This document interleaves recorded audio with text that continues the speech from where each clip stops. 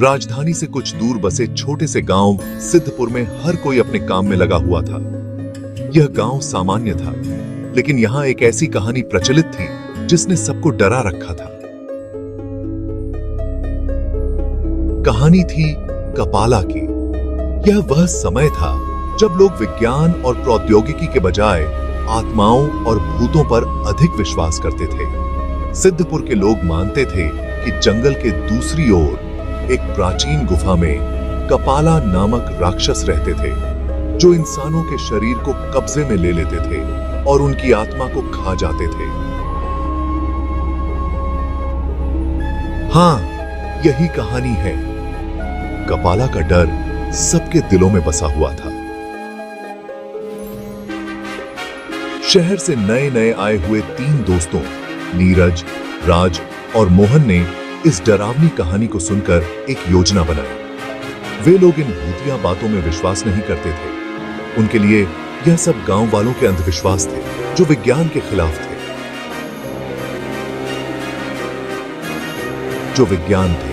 हमें कुछ करना चाहिए, ये सब अंधविश्वास है।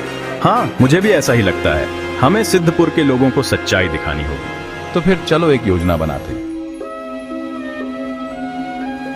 एक रात जब गांव के लोग गहरी नींद में थे, तीनों दोस्तों ने जंगल की ओर जाने का फैसला किया ताकि वे उस गुफा का पता लगा सकें और सिद्धपुर के लोगों को साबित कर सकें कि हॉरर सैपियंस सिर्फ एक मिथक है। रात गहराती जा रही थी। तीनों ने अपनी टॉर्चें लीं और जंगल की ओर चल दिए। जंगल में घुसते ही एक सन्नाटा सा छा गया, जो बहुत ही अस्वाभाविक था। न कोई जानवरों की आवाज, न पक्षियों की चहचहाहट, सिर्फ पेड़ों की सरसराहट और उनके कदमों की आवाजें सुनाई दे रही थीं। ये जगह थोड़ी अजीब नहीं लग रही? डर मत यार, ये सब तुम्हारे मन का वहम है। चलो गुफा ढूंढते हैं। मोहन, जो सबसे शांत स्वभाव का था, उसने भी सिर हिलाकर हामी भरी। वे लोग और गहराई में जाते गए। अजीब बात यह थी कि जंगल के अंदर जाते ही रास्ता और भी घुमावदार और अंधेरा हो गया। जैसे जैसे वे गुफा के करीब पहुंचे, अचानक उन्हें एक अजीब सी आवाज सुनाई देने लगी। यह आवाज एक इंसानी कराह जैसी थी, लेकिन इतनी भयानक और दिल दहला देने वाली कि उनके पैर वहीं रुक गए। तीनों ने हिम्मत जुटाई और गुफा की ओर बढ़े। गुफा के पास पहुंचते ही एक ठंडी हवा का झोंका उनके ऊपर से गुजरा, जिसने उनके रोंगटे खड़े कर दिए। क्या हमें सच में यहाँ जाना चाहिए? यह हमारी योजना थी। डरने का कोई मतलब नहीं है। हम यह साबित करने आए हैं कि कपाला जैसी कोई चीज नहीं होती। राज और मोहन ने उसकी बात मान ली और तीनों गुफा के अंदर घुस गए।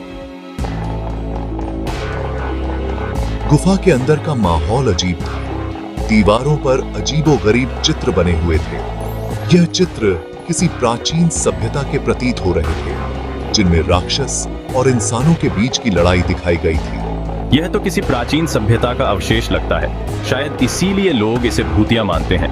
लेकिन तभी अचानक गुफा के अंदर से फिर वही कराहने की आवाज आई, जो उन्होंने जंगल में सुनी थी। इस बार वह आवाज और भी तेज और स्पष्ट थी। तीनों दोस्त चौंक गए और गुफा के और अंदर जाने लगे। जैसे जैसे वे गहराई में जाते, आवाजें और भी डरावनी और भयानक होती जा रही थीं। अचानक नीरज के पैरों के नीचे की जमीन खिसक गई और वह एक गहरे गड्ढे में गिर पड़ा।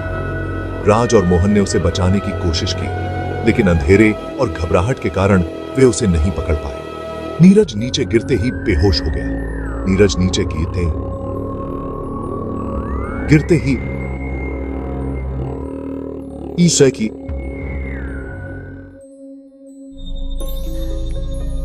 नीरज की आंख खुली तो उसने खुद को एक अजीब जगह पर पाया। वह अब गुफा के अंदर नहीं था, बल्कि किसी और ही दुनिया में था। यहाँ चारों ओर अजीब रंगों की धुंध थी और हर जगह से भूतियां आवाजें आ रही थीं। नीरज ने डरते हुए चारों ओर देखा तो उसने देखा कि वहां कई अजीबोगरीब जीव चल फिर रहे थे। ये जीव आधे इंसान और आधे राक्षस जैसे दिख रहे थे। नीरज ने अपने आप को शांत करने की कोशिश की और समझने की कोशिश की कि वह कहाँ है। तभी उसके सामने एक विशालकाय साया आ खड़ा हुआ। वह कपाला था, वही जीव जिसे लोग गुफा के भीतर छिपा मानते थे। वह जीव नीरज के पास आया और उसकी आंखों में झांकते हुए बोला, तुम यहाँ कैसे आए हो? यह जगह तुम्हारे लिए नहीं है। नीरज ने कांपते हुए कहा, मैं तो बस गुफा की सच्चाई जानने आया था। कपाला हंसा। उसकी हंसी इतनी भयानक थी कि नीरज का दिल धड़कने लगा। यह दुनिया तुम्हारे जैसे लोगों के लिए नहीं है। तुमने एक बड़ी गलती कर दी है। अब तुम कभी वापस नहीं जा पाओगे। नीरज को समझ में नहीं आया कि वह क्या करे। उसने अपने दोस्तों को याद किया और डर के मारे उसकी आंखों से आंसू बहने लगे। उधर राज और मोहन ने नीरज को गड्ढे में गिरते हुए देखा था, लेकिन वे समझ नहीं पा रहे थे कि उसे कैसे बचाएं। गुफा में हर ओर अजीब सी आवाजें और छायाएं दिखने लगी थी। मोहन ने डरते हुए कहा, हमें यहाँ से निकल जाना चाहिए। लेकिन राज ने दृढ़ता से कहा, नहीं, हम नीरज को छोड़कर नहीं जा सकते। हमें उसे ढूंढना ही होगा, चाहे कुछ भी हो। दोनों ने मिलकर गुफा के और भीतर जाने का निर्णय किया। गुफा के अंदर जैसे ही वे बढ़े, उन्हें सामने एक दरवाजा दिखाई दिया। यह दरवाजा किसी प्राचीन तंत्र मंत्र के चिन्हों से ढका हुआ था। दरवाजे के पास पहुंचते ही, उसे खोलते ही उन्होंने खुद को एक अलग ही दुनिया में पाया। वह वही जगह थी जहां नीरज था, लेकिन वे यह नहीं जानते थे कि वह वहां है। अचानक उन्हें दूर से नीरज की आवाज सुनाई दी। वे उसकी ओर भागे और देखा कि नीरज कपाला के सामने खड़ा था, जो उसे मारने की धमकी दे रहा था। और वो पुष्टों से ठीक थी। नीरज ने हिम्मत जुटाई और चिल्लाया, तुम लोग यहाँ क्यों आए? मुझे बचाने की जरूरत नहीं थी। मैं खुद ही यहाँ से निकलने की कोशिश कर रहा था। कपाला ने उन्हें हंसते हुए कहा, अब तुम तीनों यहाँ फंस गए हो। इस जगह से निकलने का कोई रास्ता नहीं है। ये मेरी दुनिया है और यहाँ से कोई भी जीवित वापस नहीं जा सकता। नीरज, राज और मोहन ने अब तय कर लिया था कि वे हार नहीं मानेंगे। वे तीनों ने मिलकर कपाला से लड़ने का निर्णय लिया। उन्होंने अपने मन में सारी हिम्मत बटोरी और उस राक्षस पर हमला किया। कपाला ने अपनी भयानक शक्ति से उन्हें कमजोर करने की कोशिश की, लेकिन तीनों दोस्त अपनी दोस्ती की ताकत से डटे रहे। उन्होंने एक साथ उस पर हमला किया और उसे उसकी ही गुफा के अंदर बंद कर दिया। जैसे ही हॉरर सैपियंस गुफा के अंदर बंद हुआ, चारों ओर का माहौल बदल गया। वह अजीब दुनिया गायब हो गई और वे तीनों फिर से उसी गुफा में वापस आ गए जहां से वे शुरू हुए थे।